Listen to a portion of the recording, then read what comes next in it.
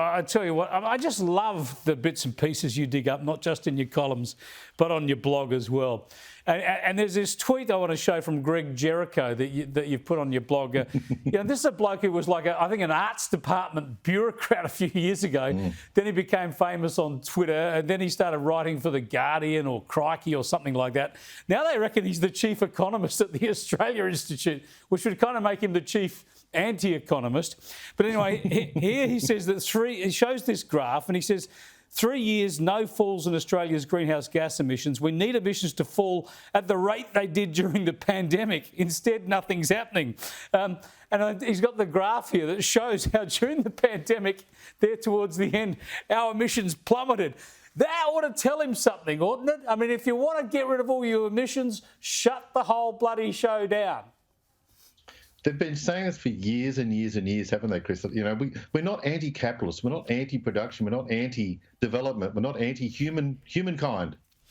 And then they support, or, you know, they applaud the horrific societal cost that was represented by all the pandemic lockdowns. And it was nightmarish, and it's still being, you know, the outcome of this is still sort of folding out through our communities. That was a terrible time. And to say that, hey, look, there's a bright side to this.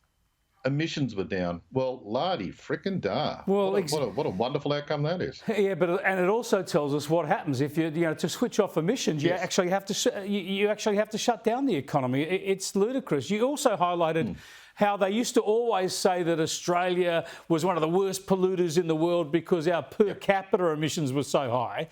The trouble is, of course, our population keeps growing and our emissions are going down. Yes. So per capita, we don't look so bad anymore. So they've decided now that doesn't matter.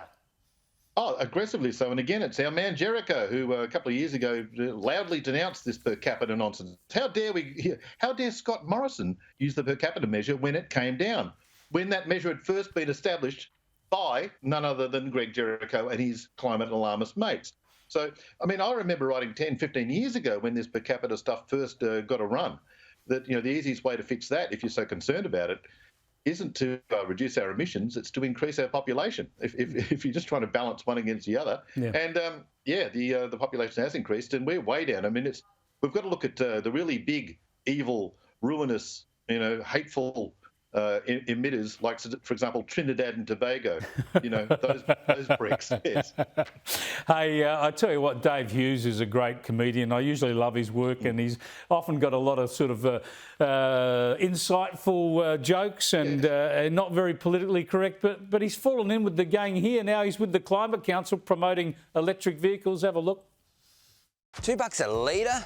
Petrol prices are out of control. Aussie cars guzzle more fuel than those sold overseas because we don't have national standards that make manufacturers send us their most efficient cars. Aussies deserve cleaner cars that are cheaper to run. It's time to say goodbye to crippling petrol bills and get on the road to saving.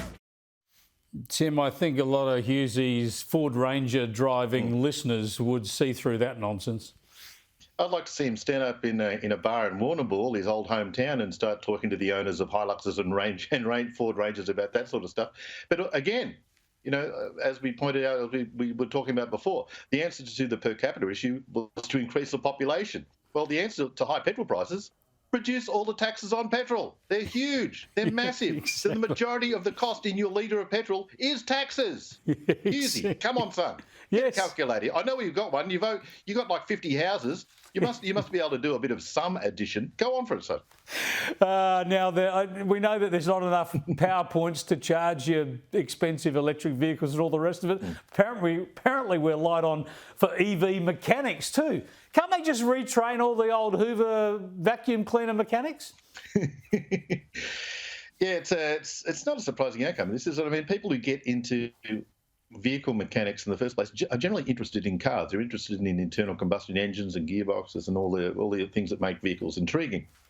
It's not an easy switch for them to go into EVs because they don't really care for EVs. So yeah, you're right. If we could get the old Hoover, door-to-door people to come out and start recharging things, maybe they could be retrained. I tell you what, I don't know whether you've seen this, but I want to give the last word on electric vehicles to the fantastic Aussie cricketer Elise Perry. She was playing in India and she spotted one in the crowd. Have a look.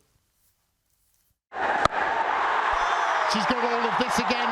All the deep field can do. She smashed the window of the Tata Punch.EV. Straight through. Elise Perry, they're going to be sending you a bill. Well said, Elise Perry. Well, if you call a car Punch, it's going to get hit, isn't it? Exactly. Thanks for joining us, Tim Lear. We'll catch up with you later in the week with Mark Nicholson. Thanks for joining me.